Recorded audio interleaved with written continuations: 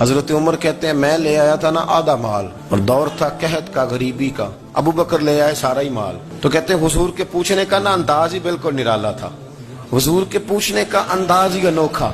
मुझसे हुजूर ने फरमाया क्या लाए हो?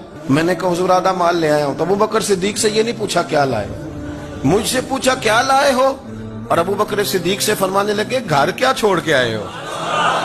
कहते हैं वो जो पूछने का अंदाज था ना, सवालों में जो फर्क था वो फर्क ही बड़ा अनोखा था। मैंने कहा उमर तू यहां तक पहुंच सकता है? कहते हैं वो भी बड़े से आने थे। उन्होंने ये नहीं कहा हुजूर सारे ले आए हो, ये नहीं कहा, ये नहीं कहा कि हुजूर घर खाली छोड़ा है। कहने लगे हुजूर मैं कोई लवारस तो नहीं ना, मैं कोई कंगाल तो नहीं ना, रसूलुल्लाह का मानने वाला हूँ। क्या घर छोड़ा के आए हो? तो कहने लगे हुजूर घर अल्लाह छोड़ आया हूँ और अल्लाह का रसूल छोड़ के आया। हुजूर भरा हुआ है मेरा घर। लोग नमाज इसलिए शुरू करते हैं, कहते हैं मैं 5 नमाजें भी पढ़ता हूँ, मैं सदकात भी करता हूँ, काम मेरा फिर नहीं चलता। तो मैं कहता हूँ तुम्हें पता ही नहीं, नमाजी के लिए तो आजमाइश है। जितना जितना ईमान कामिल उतनी उतनी आजमाइश भी ज्यादा। और ये मैं अपने पास से नहीं कह रहा, हुजूर फरमाने लगे सबसे ज्यादा आजमाइशें अल्लाह के अंबिया को आती है, नबियों को आती है। हुजूर उसके बाद फरमाया उसके बाद जो उनके ज्यादा करीब होता है उसे आती है। लोग क्या समझेंगे इमाम हसन की आजमाइश को? लोग कैसे समझेंगे सैयदना इमाम हुसैन की आजमाइश को?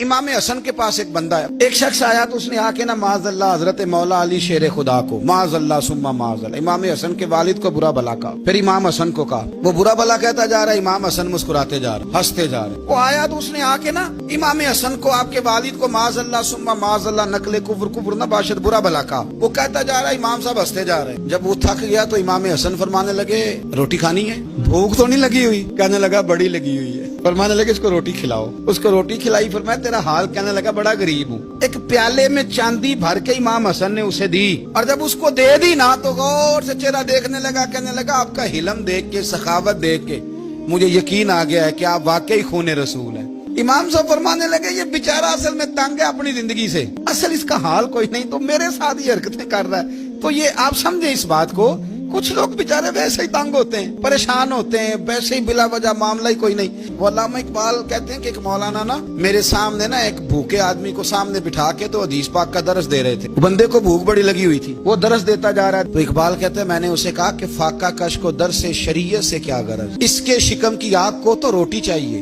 भाई इसे रोटी खिला, इसे तेरी कोई समझ नहीं आ रही, तो भूख लगी हुई है, पहले खाना खिला ले, फिर जरा इसके होश ठिकाने आएंगे, फिर इसे दीन की बात बताना। हम लोगों का ज़हन नहीं समझते कि बंदा किस किस्म का है।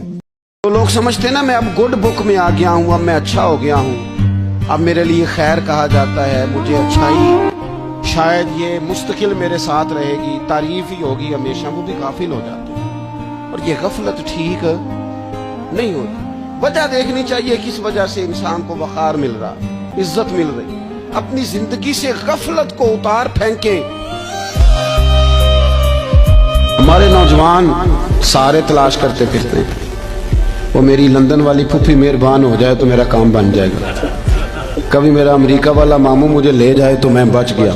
सहारे ढूंढते फिरते हैं, सहारे कमजोर लोग ढूंढते हैं, कमजोर लोग सहारे ढूंढते हैं। इस्लाम तो वो वाला अखलाक सिखाता है कि सहारे ढूंढो ना बल्कि किसी का सहारा बन जाओ।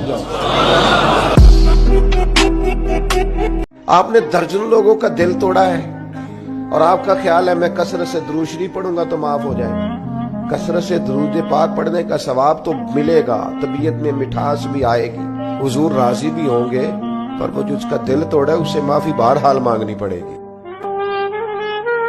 बंदा जिससे प्यार करता है ना, वो बंदा कभी कभी फिर प्यार का फायदा नाजायज भी उठाता है, कभी कभी ये भी नुकसान लोग करते हैं। पहली बात तो ये कि जब प्यार हो जाए तो उसका फायदा जायज भी नहीं उठाना चाहिए। जिसने फायदा उठा लिया तो उसने तो इस्तेमाल किया। बेटी को भी पता चल जाए ना अब्बा मेरी बात मानता है, तो वो सारे बच्चे कहना सैर करने जाना है तो अब्बा जी को कौन मनाएगा, तो कहती है तुसी चुप कर जाओ, अब्बा जी को मैं बात करूं, उसे पता है मेरे से प्यार करता है, अब बात को समझ ले। और वो बंदा चूंकि प्यार कर रहा होता है तो प्यार करने वाला बहरहाल कहीं ना कहीं फिर काबू आ जाता है। वो इस्तेमाल भी हो तो हो जाता है, लेकिन वो बंदा ठीक होता है क्योंकि वो इस्तेमाल हो भी रहा है तो हो तो प्यार में रहा है। दीनदार लोगों की तो अब सारी चीजें इस तरह हाईलाइट होने लगी हैं, यानी दुआ मांग रहे हैं तो फोटो अलग है, نماز پڑھ رہے ہیں تو فوٹو الگ ہے. یعنی آنسو کسی شیخ کے کسی پیر صاحب کے تو وہ آنسوؤں پر فوکس کر کے لوگوں نے اس کو بھی بیچا میڈیا پہ. فلانا آدمی رو پڑا, فلانے آدمی نے رلا دیا. یہ تو اللہ کے ساتھ رشتہ ہے بندے کا.